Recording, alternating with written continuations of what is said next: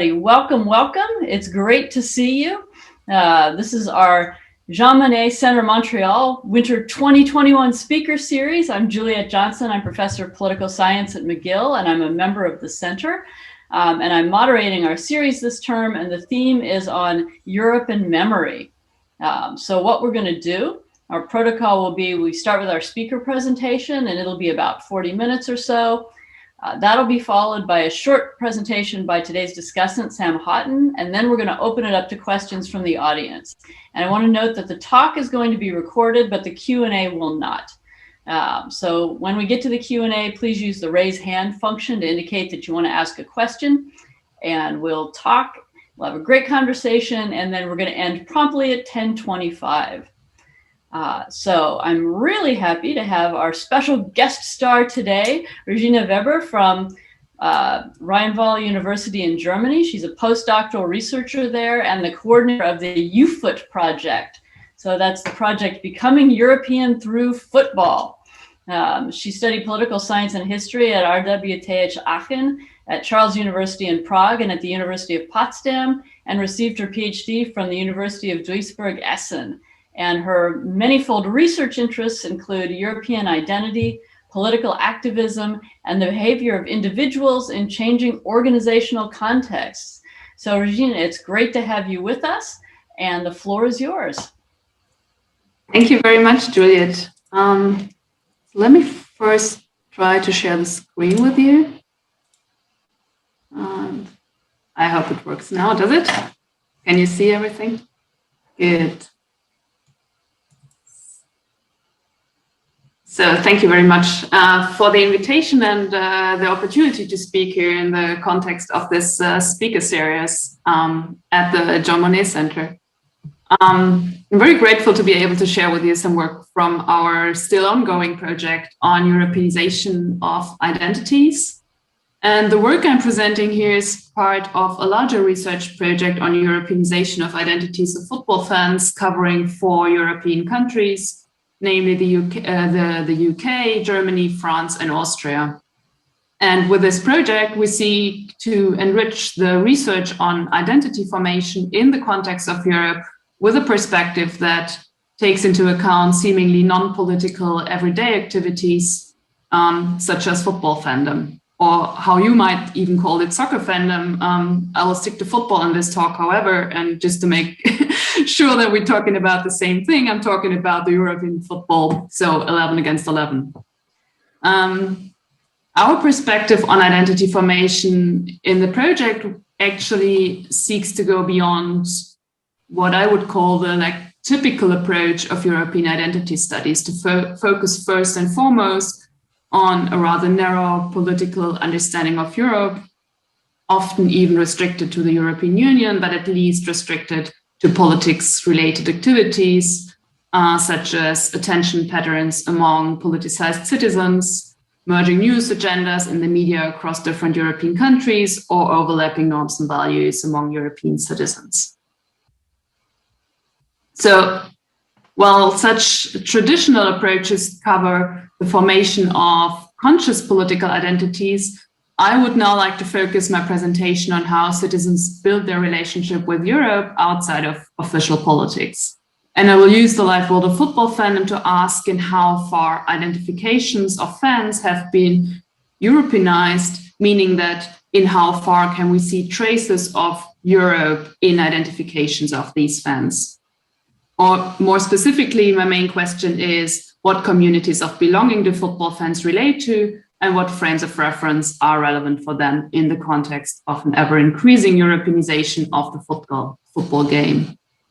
And I will start by arguing why I consider football a relevant field of research for political science, and then briefly summarize the main developments of Europeanization in football, so to say, providing the background of our research. And following this, I will introduce the theoretical background of subjective Europeanization, and then in the following 2 sections depart from this more literature-focused content and come to our actual project work, introducing our theoretical framework for analyzing Europeanization of football fans' identities and presenting some results from both published papers and from our ongoing studies. So why football? Let me briefly say why I think football is a relevant arena to study identity formation in the context of Europe. So as you can see in the both pictures, with tweets from the European Commission and from the highly estimated colleague Simon Hicks, I'm not the only one who actually considers football as being relevant for European identification. I think that football provides an ideal field for an alternative approach to study how individuals understand and relate to Europe for three different reasons. First of all, it's an arena in which we have masses of people, at least in the European societies, investing considerable time, effort, and emotions. So it is sort of connected with emotional attachment and thus has the opportunity to also sort of play a role in identity formation. Second, the field draws in people who tend to show lower levels of cosmopolitanism. It hence presents a particularly hard case for possible emerging transnationalized identifications with Europe. And last but not least, football as a game, in its structures, has been thoroughly Europeanized in the past. And this Europeanization of football exposes fans regularly to Europe, even if only via their, for example, daily consumption of football news. And I will come to that later. So their identification with the game and their club might also influence how they see Europe. But it's actually not really clear whether this sort of structural Europeanization influences attitudes towards Europe positively or negatively. So European competition could be perceived by fans as an additional and potentially threatening competition level, or fans could, for example, consider the Europeanization as normal and establish sort of Europe as their new reference frame.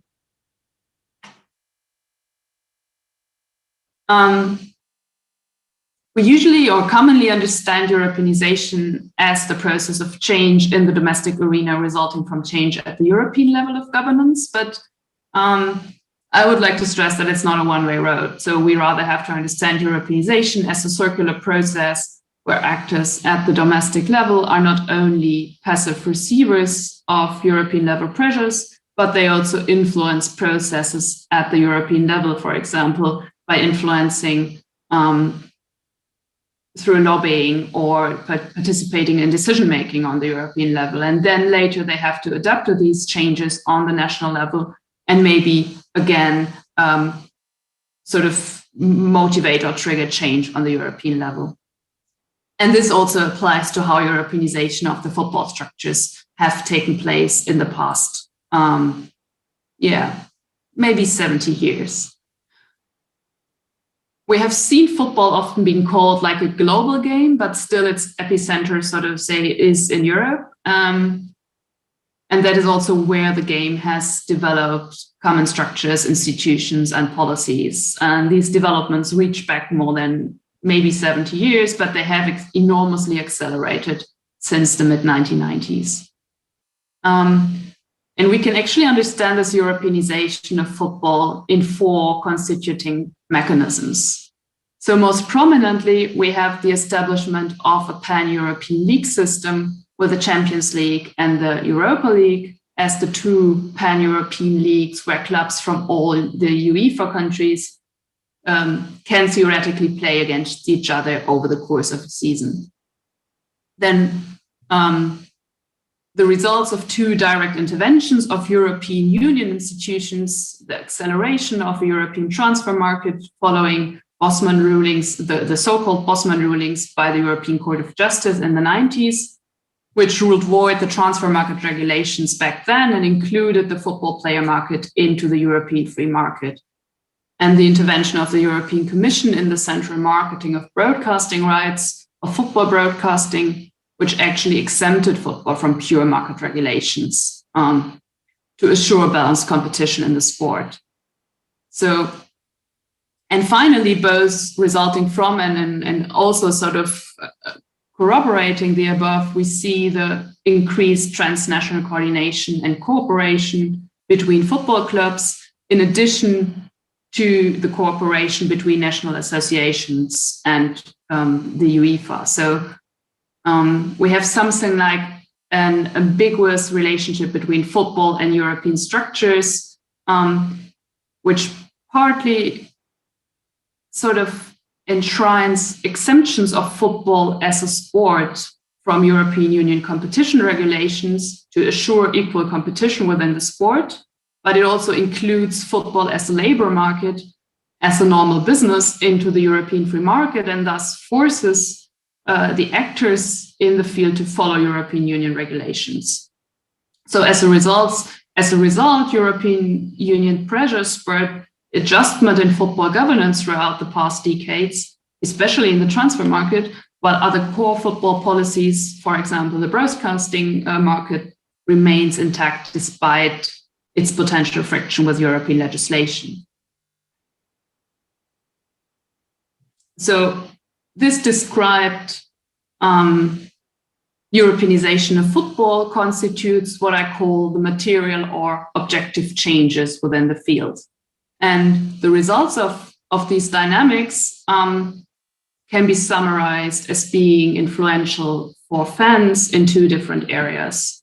First, the Bosman rulings and their aftermath has accelerated a development of increased Europeanization and to a minor extent also internationalization of player markets. Football teams are increasingly comprised of non-domestic players. There are many indicators that this does not infringe the ability of fans to identify with their teams. For example, the work of David Ron, who has actually focused on the question of how internationalized or Europeanized teams change the perception of fans of their teams. And second, the development of the Champions League into a de facto European league has a strong influence on the experience of football supporters. So football fans are frequently exposed to competition between foreign clubs and clubs from their club's league. So either their own club or its close rivals are playing clubs from other European countries. So cross-border competitions are prevalent in football-related media on a daily basis. And this suggests that Europeanization of football influences not only the structures, but only the experience of fandom. And to address this influence of fans, the focus of my work wants to depart from the structural objective Europeanization and seek to detect something like subconscious identity work among football fans within this setting. So I seek to tackle what could be dubbed subjective Europeanization, and the term is inspired by the work of Robertson and Mao on subjective globalization. So I'm interested in the emergent literature on social transnationalism and transboundary forms of activity, mobility, and how they affect perceptions and articulations of people across Europe. The literature and this work are actually based on a theorized link between increased cross-border activities and presumed resulting patterns of identity change. So for instance, Stefan Mao and his colleagues tested whether increased transnationality across Europe is accompanied by higher levels of identification with Europe. And they found a strong correlation within the German population, at least. But as they also stress, the causality could actually run both ways. So the attitudinal change could be a result of increased transnationality, or the higher propensity to move across borders could have resulted from an already Europeanized mindset. So, and a similar example would be the case of Erasmus students who have been studied as being more Europeanized in their mindsets, but it could also be like a selection bias effect. I think that the focus on football fans allows us to evade some of these problems, because focusing on fandom as a field of activities, I actually concentrate on everyday life activities and not on selective participation, such as students' exchange programs or job mobility about like more educated strata of society. And instead of measuring conscious identity formation, I propose to focus on subliminal and subconscious patterns of identity work, which is prior to identity formation and mostly a bit more unconscious. So for this effort, I suggest exploring such like a shift of perception and identifications following the material structural change via the concept of subjective Europeanization, which is inspired from the term subjective globalization and the criticism of sort of leaving out ideational aspects of objective structural changes. And this discussion was the guiding aim for our project team when we developed the analytical framework to study subjective Europeanization amongst football fans.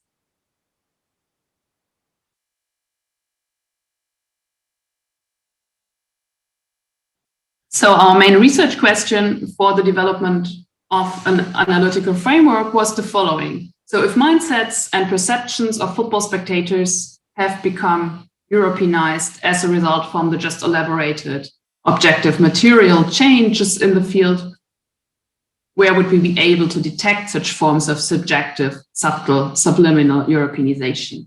And on this basis, we developed an analytical framework covering two main dimensions of Europeanization. And the first dimension we called communities of belonging, and the second dimension we called frames of reference. So what regards the first dimension, communities of belonging, it addresses dynamics of inclusion and exclusion, understandings of in-group and out-group, perceptions of community and discord, as well as also the process of identification and its accompanying narratives. So in that sense, we use the term communities of belonging as a means to summarize the different ways in which people perceive and articulate sameness within social groups and networks. And that's how they set boundaries between them and others and outsiders. And this usage of the concept communities of belonging allows us to approach the object of our interest in a rather generalized fashion. So it encapsulates questions which can be translated into empirically oriented research, like on what grounds is a distinction between us and them forged in a given social group? How are such groups constructed, both through words and nonverbal interaction? And what or who constitutes the other? And following from that, we have three subdimensions in communities of belonging: the patterns and underlying dynamics of inclusion and exclusion, then the discursive construction of coalitions and networks among fans, and finally, the encoding of outstanding football events and narratives among fans, which might contribute to community formation. The inclusion and exclusion of people into and from a community is probably the most essential part of identification. And accordingly, this aspect captures how football fans define their own community. So what characterizes an in-group and what an out-group? How far are such group perceptions shared or challenged among the group of fans?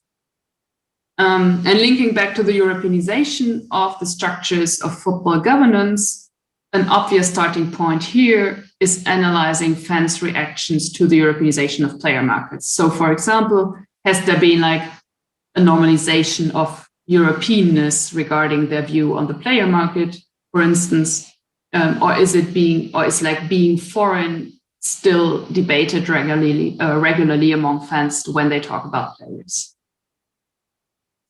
The second aspect of communities of belonging is the relationship between fans across teams and countries. So despite the strong sense of separation between supporters of different teams, we know that cross-national and cross-team networks do exist. So we have European networks such as Fans Against Racism in Europe, Fan Supporters Europe, who demonstrate the transnational dimension of coalitions between fans. And the analysis here wants to shed light on the extent to which the relationship to other fans is shaped by national borders and which cross-national networks between fans exist. And not only on the organizational level, but also on the individual level. So questions, for example, are there positive or negative references to other fans across borders and within the own national borders? How do they differ? Are other fans regarded as allies in some context or as natural rivals? And then the third aspect of communities of belonging is the collective remembrance of events. So the analysis of core events such as World Cups and their encoding in narratives has played a role in prior football research. So this has been like a common theme before. But we do focus on discourses among fans regarding only club-related events, so certain matches or winning a specific trophy, but not relating greater events such as World Cups, and their role for their communities, for their club-related communities. And here the focus is naturally whether national or rather European events are more relevant and prevalent among fans.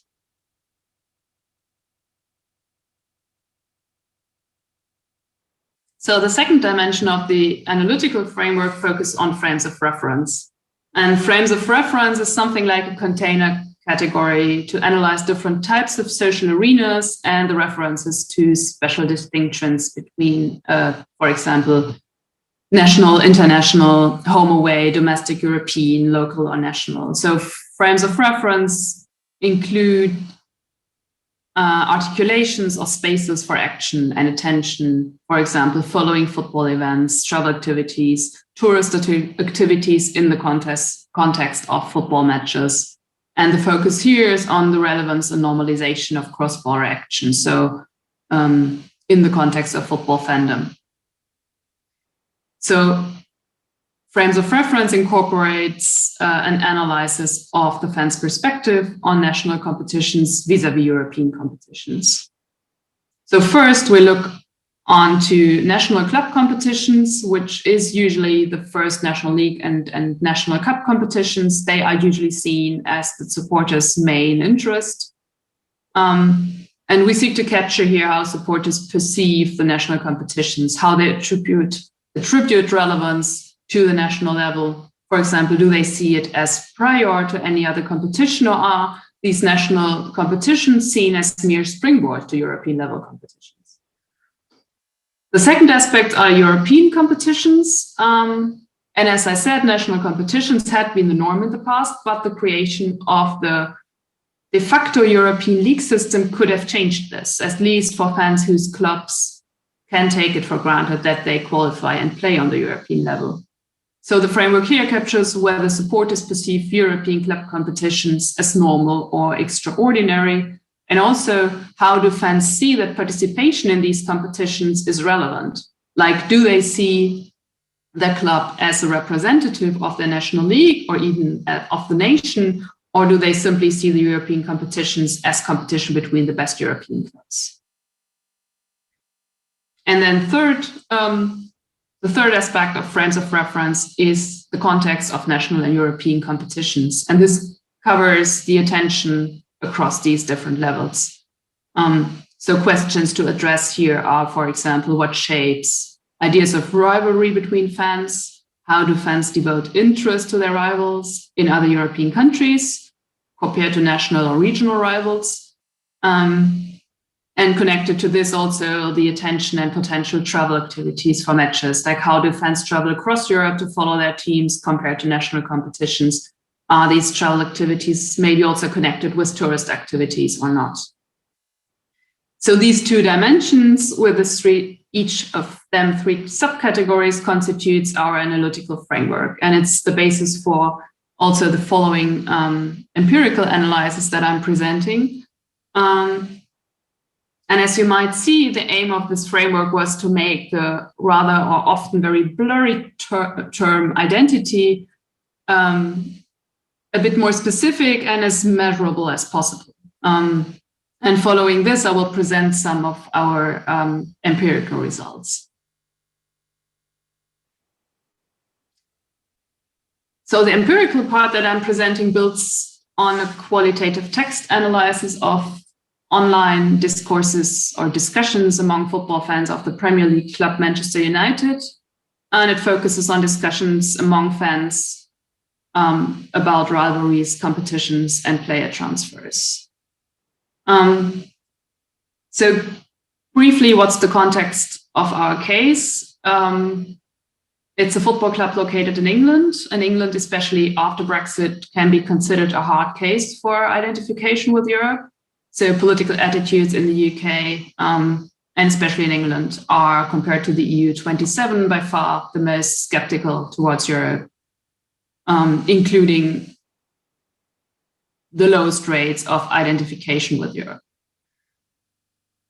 On the other side, the club is playing in the Premier League, which is always seen or even dubbed as a very globalized league. So in contrast to its national context, the Premier League is strongly shaped by its European and international focus.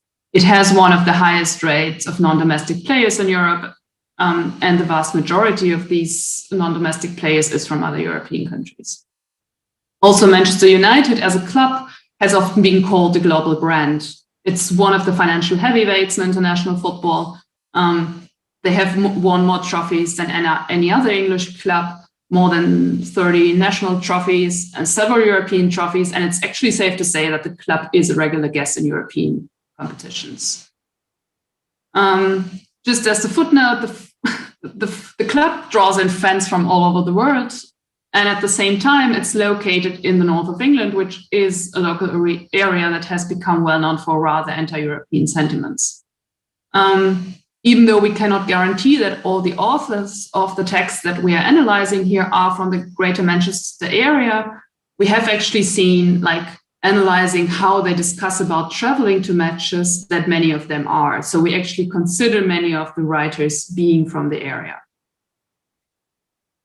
And our text base stems from the so-called Red Café, which is the largest Manchester United online message board by numbers of users and posts. And in total, we have analyzed more than 9,000 forum posts and categorized the relevant material into a coding scheme based on the conceptual framework that I just presented. The time frame of the analysis covers 2 seasons. Actually, posts were selected from these message board using forum threads related to rivalries, competitions, and player transfers during the seasons 2016 and 17 and 17 and 18.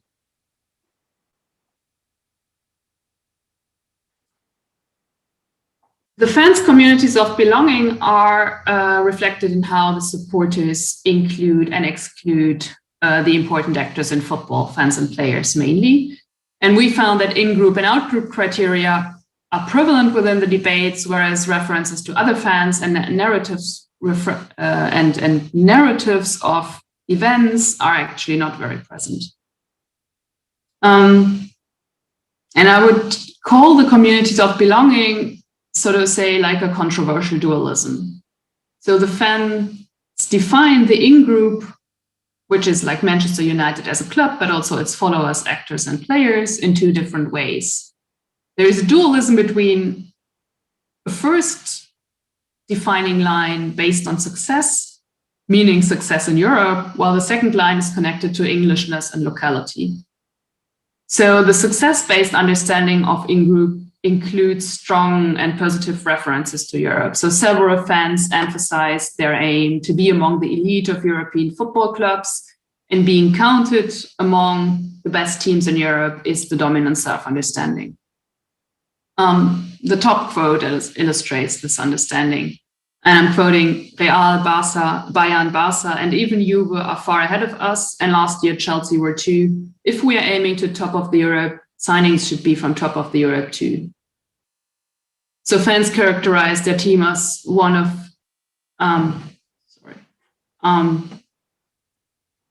the most competent teams in Europe, quoting, they compare their team's performance with other teams on the European level. And it's remarkable that such comments appear usually in discussions about national matches, but they always refer to the European top level and to Europe. The fans regularly discuss players from other European leagues. They do present sound knowledge about players, about foreign leagues, and how they would fit. These players would fit into their club's squad. And this implies that they do pay a reasonable amount of attention to football in other countries beyond England. And in this context, as you see in the second quote, domestic players are also identified as overpriced and low quality, while continental Europe is something like a positive counterpart. So I'm quoting, "I never understood what Fergie was doing in those years," which is the former manager, "buying mediocrity from the Premier League when for a little more money, City and Chelsea were getting top quality from the continent." So this is the one side, but a very different self-understanding emphasizes the role of homegrown and domestic players. Some fans express the demand to have English or at least British players in their club's first team. And the topic of homegrown players is something, it's sort of ubiquitous among the fans. So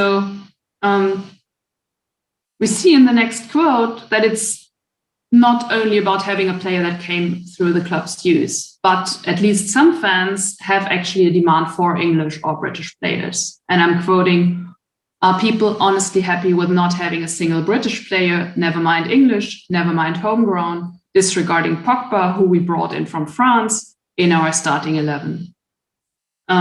So it shows that being homegrown is not enough. It should, because disregarding Pogba, who is a French national, who actually came through the club's youth.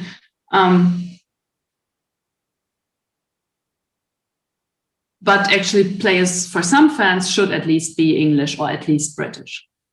And this self-understanding as a club that incorporates homegrown and English players is also often used as a distinction from other rival clubs, for example, the local rival Manchester City. And then belonging is often connected in several occasions with values such as local embeddedness and locality. So the construction of belonging and the us is based or constructed both on references to Europe and to locality. For some, Europe gets a positive imprint as the place where the proper competition is found, but at the same time, the local connection and Englishness matters as well. This could be interpreted as a peaceful coexistence between Europe and local or national identification, but I also see the potential room for controversies regarding the role of national belonging. So for some fans, I think domestic players are an important aspect of identification with the team, while for others, national belonging is irrelevant and it's rather a problem on the way to European success. The fans' frames of references are reflected in how they discuss about matches in the national and the European competitions, and how they talk about rivals and match attention on these two levels. So the dominant perspective on European competitions among fans is that they consider competitions on this level as a special competition. Their assessment elevates European football above the day-to-day football of Premier League competitions. Premier League fixtures, conversely, are downplayed in comparison to European competitions. At the same time, it's clear or taken for granted that their club is a regular competitor on the European level.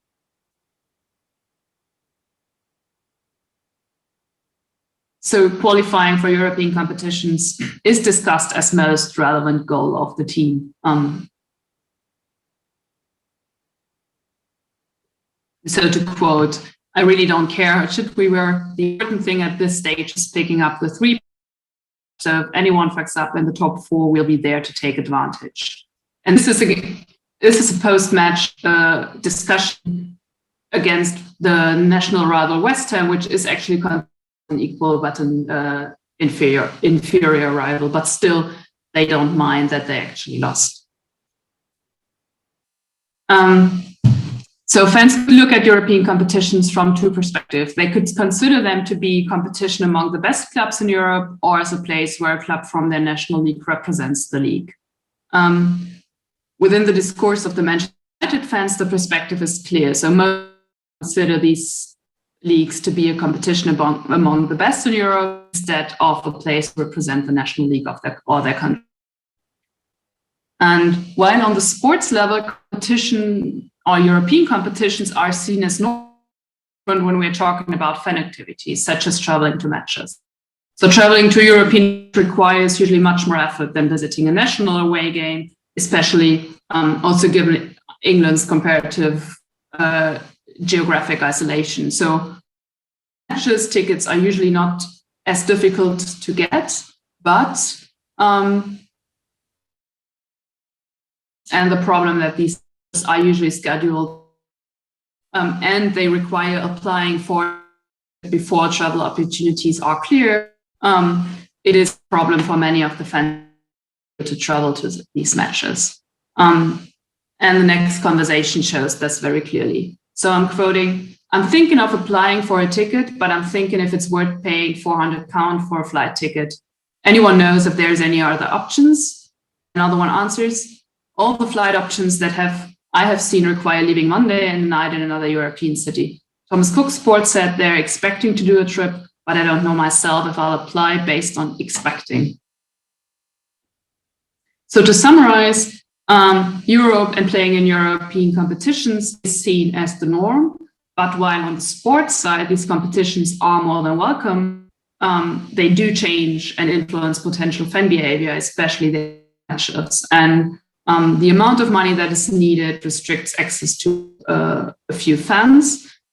And these problems are based on how these European matches are organized, like the greater distances, of course, but they are also caused by how the competitions are organized in as they are less planned than the domestic games. They have knockout stages and these groups are seeded by lots. So it's all over much more complicated to schedule and to plan.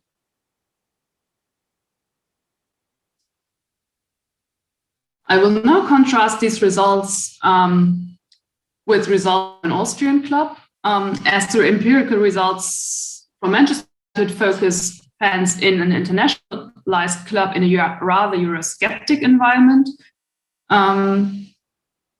I contrast them with interviews with fans from the Austrian club Sturm Graz, and the club is located in the Styrian, South Austrian capital Graz.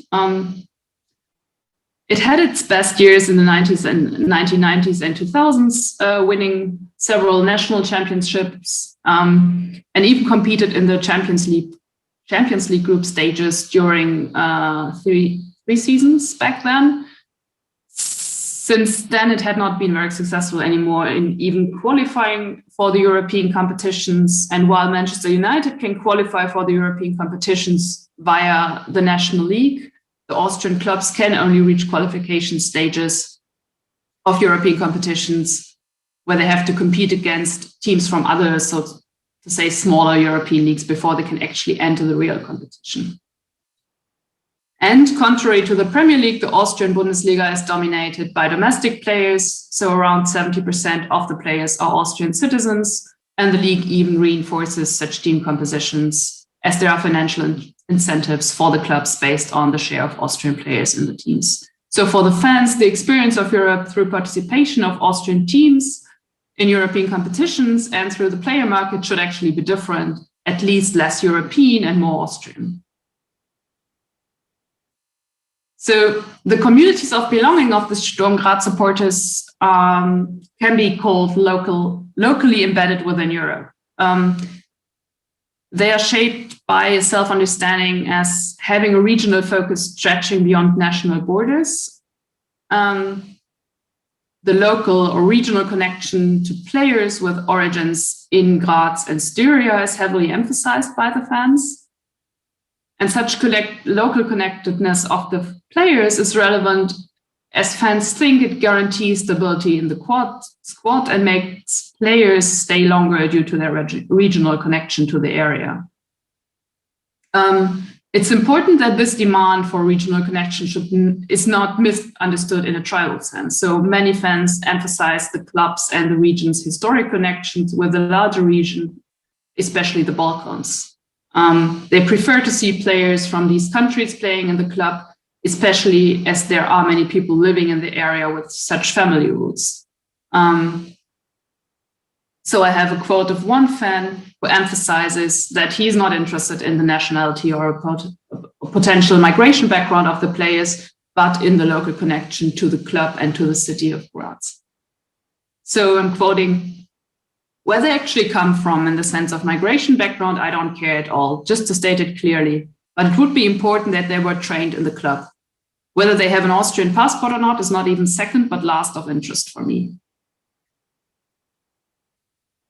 This is different from what we saw among Manchester United supporters, who had also been inclusive and looking for European players, but rather for pragmatic reasons. For example, the quality of players with the aim to be top in Europe.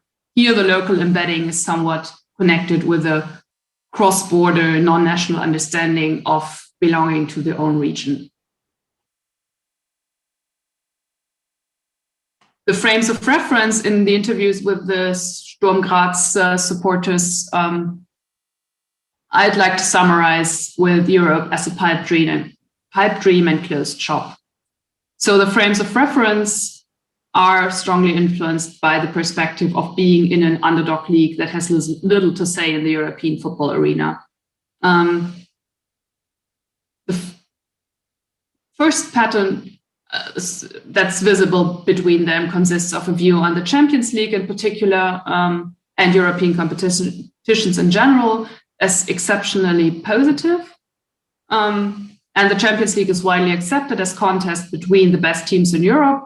And often such arguments are also linked to the superior quality of the matches played at this level in contrast to Austrian football on the national level. Part of this perspective on European competitions is that these competitions are understood as opportunity to broaden one's knowledge and experience of other clubs and cities, to travel and to see teams that are well known.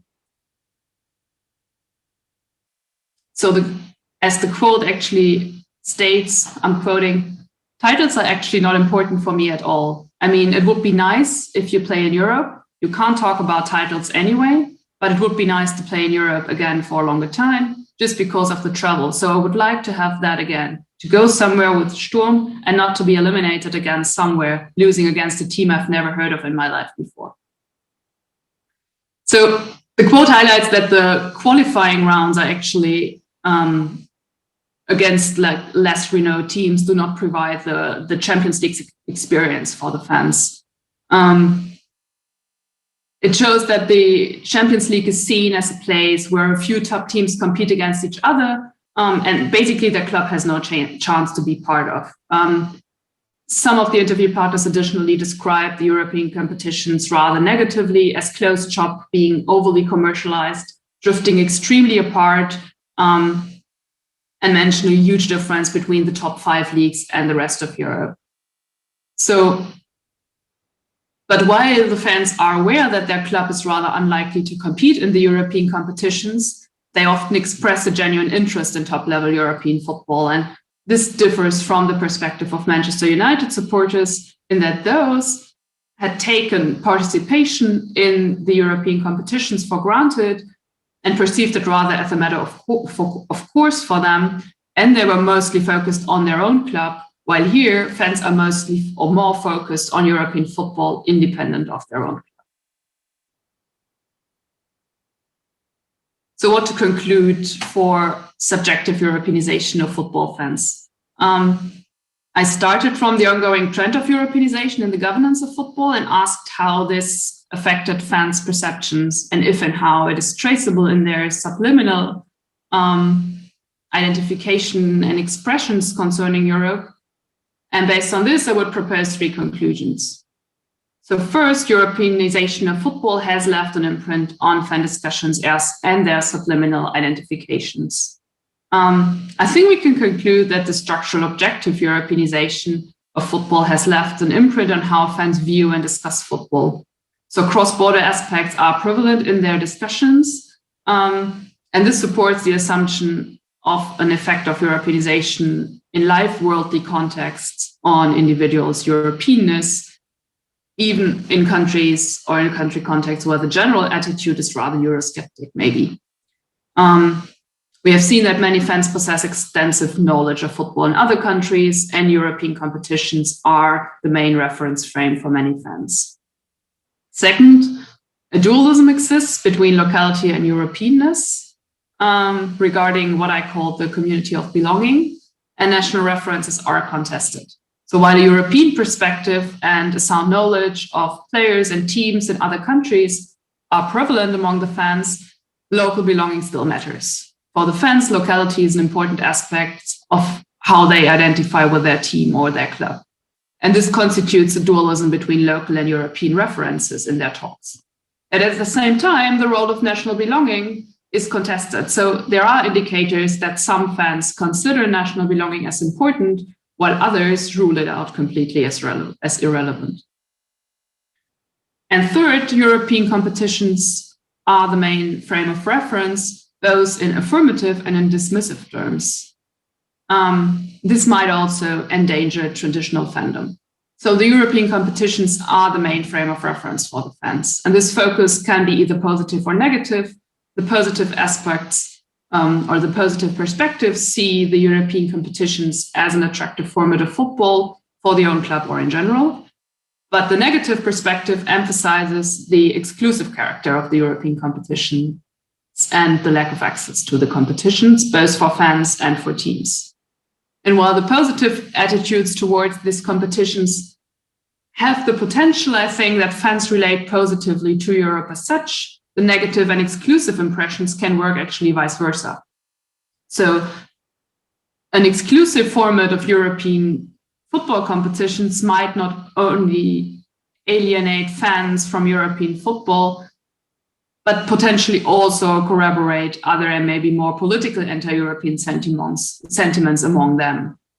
And I think this should be kept in mind when reforming European competitions in the future, which is like a constant issue of discussion. So I would like to close with a statement that football has the power, or at least a relevant potential, to influence attitudes and mindsets of those who are emotionally involved there. And this influence can be restricted within the arena of football, but I think it potentially reaches also beyond. Thank you for your attention.